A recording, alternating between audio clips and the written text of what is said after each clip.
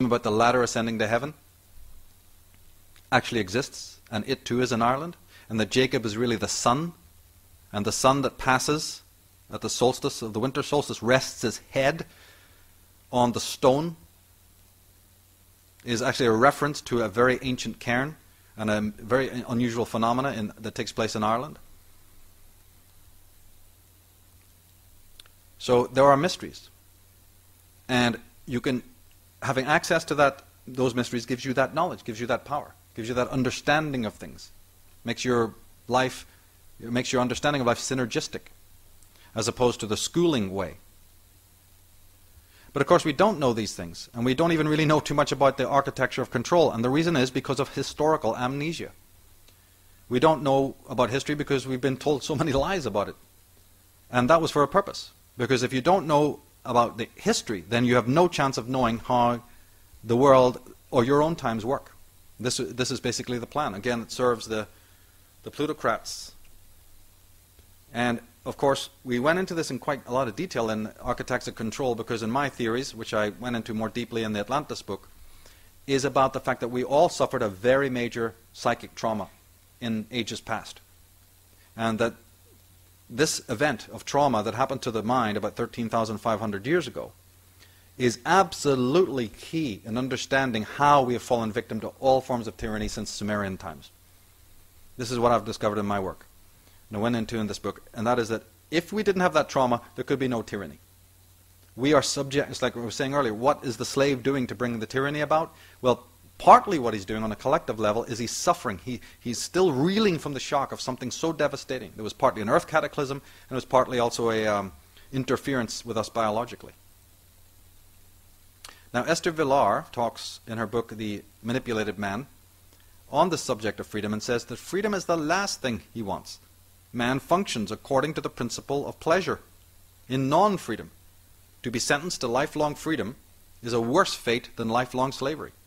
To put it another way, a man is always searching for someone or something to enslave him, for only as a slave does he feel secure. Like I said, you don't want to walk the Siddhartha road? Hey, I'll accept even that form of tyranny, because at least it provides me a bowl of soup, a pillow, a cell, and some security, because I'm deadly afraid to be a self. The great scientist Buckminster Fuller said that the world's power structures have always divided to conquer, and have always kept divided to keep conquered. As a consequence, the power structure has so divided humanity not only into special function categories, but into religious and language and color categories, that individual humans are now helplessly inarticulate in the face of the present crisis. They consider their political representation to be completely corrupted. Therefore, they feel almost entirely or utterly helpless. Now, Jung said something very, very profound. He said that we have lost our superstitious fear of evil spirits and things that go bump in the night, but instead are seized with terror of people who, possessed by demons, perpetrate the frightful deeds of darkness. That the doers of such deeds think of themselves not as possessed, but as supermen, does not alter the fact of their possession.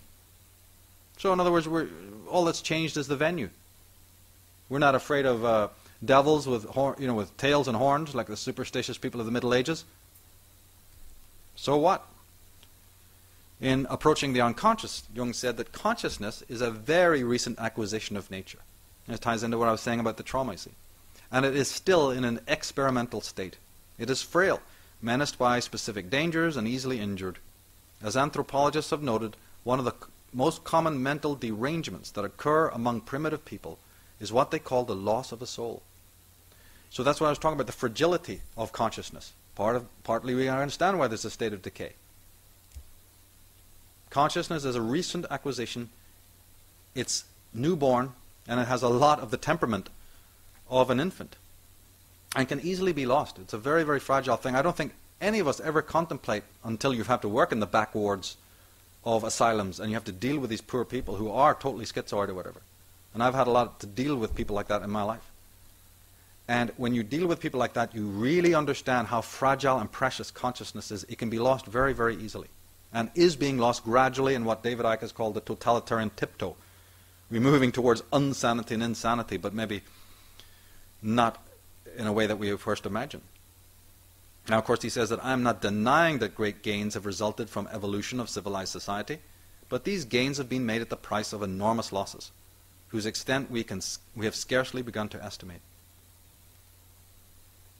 The man of today, who resembles more or less the collective ideal, has made his heart into a den of murderers, and can easily be proved by the analysis of his unconscious, even though he himself is not in the least disturbed by it.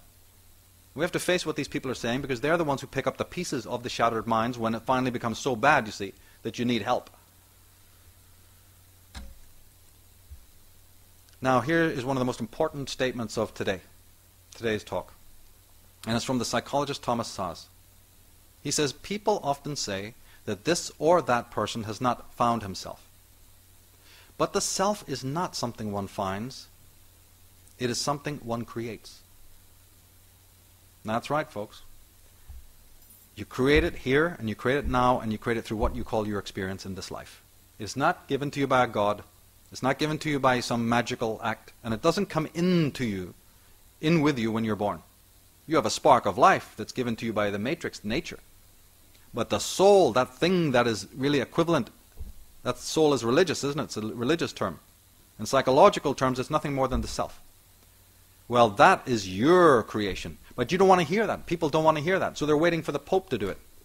They're waiting for the religious leaders to do it, the teachers to do it. This is what I mean when I say about the absence of being. This is where the responsibility is. This is where the power is. And this is also where the secrets of disempowerment are. But Thomas Szasz wasn't the first one to say it. It's there in all the scriptures, from the Gnostic apocryphal works to the official text of the Bible. In Corinthians it says, "You are the temple of God, for the temple of God is holy, which temple you are." Christ's own words, they say in John, is, "The works I do, you can do, and greater." Implying what?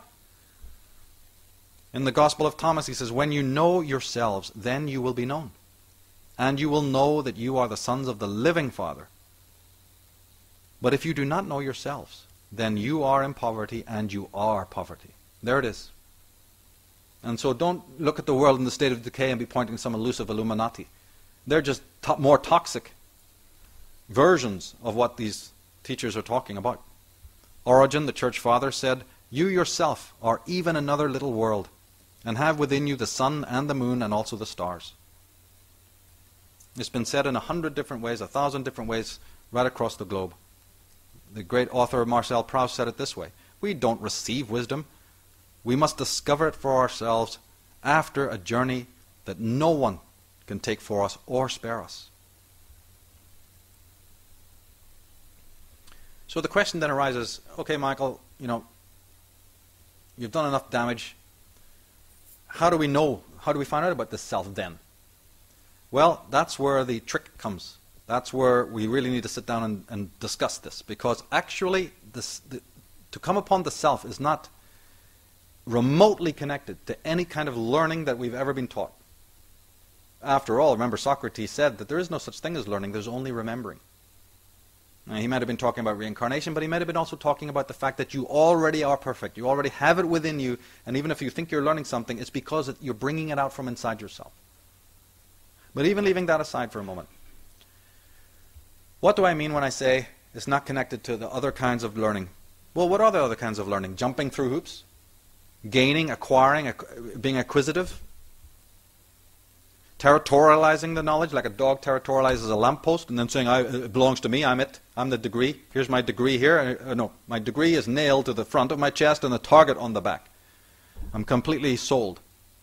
All the ways that we gain official knowledge, and for the reasons we gain it, selfhood has nothing to do with that.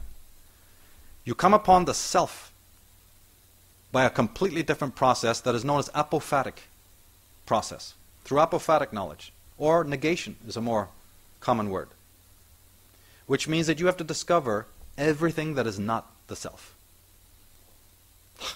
Now you have to become that detective, that Sherlock Holmes. You have to become completely critical and profoundly negative. Oh, don't say that, Michael. That's a terrible word to use. Because we're under psychic dictatorship and many words have been misunderstood. Many words have been misrepresented to us. In the true spiritual path, it is letting go. It is deconstruction.